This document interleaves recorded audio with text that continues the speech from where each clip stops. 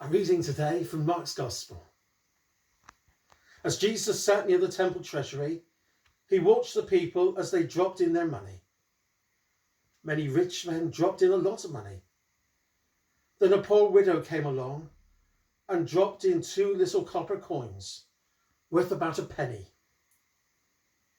He called his disciples together and said to them, "I tell you that this poor widow put more in the offering box than all the others.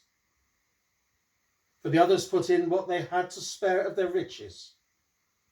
But she, poor as she is, put in all she had. She gave all she had to live on." Yesterday, we saw Jesus creating a massive disruption in the temple because he was so angry at the wrong practices that took place.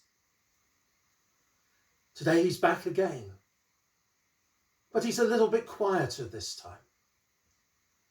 And in the scripture we just heard, we find him watching as people put money into the temple treasury. And some people, they put in a lot, I imagine with an almighty flourish. But then came a widow. Now, let's just stop at this point. Because in those days, widows were very much the epitome of what it was to live in poverty. Too often, this was a society in which women were defined by their men. And without their men, they could easily slip into extreme poverty in a world in which there was no safety net to help out the poorest people. Our widow, she gives 2 coins. They are the ultimate low value coins. But it is all she has.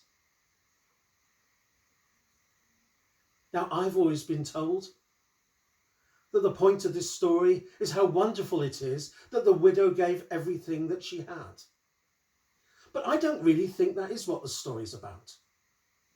Because just before, Jesus has been saying how the religious leaders, teachers of the law, tended to devour the estates of widows.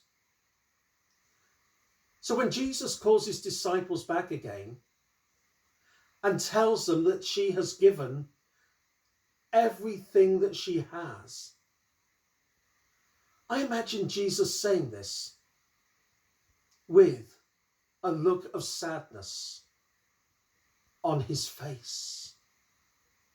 You see, good religion is not about making the poor even poorer. It's about helping those who are at the bottom of the pile.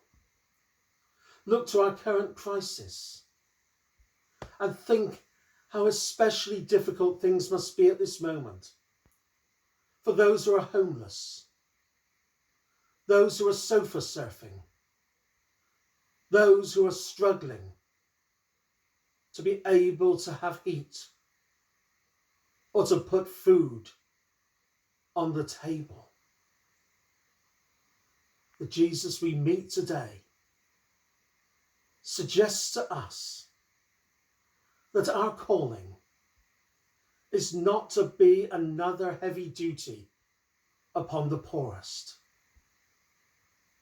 but our calling is to help in the liberation of those who live lives of struggle at the bottom of the pile. Amen.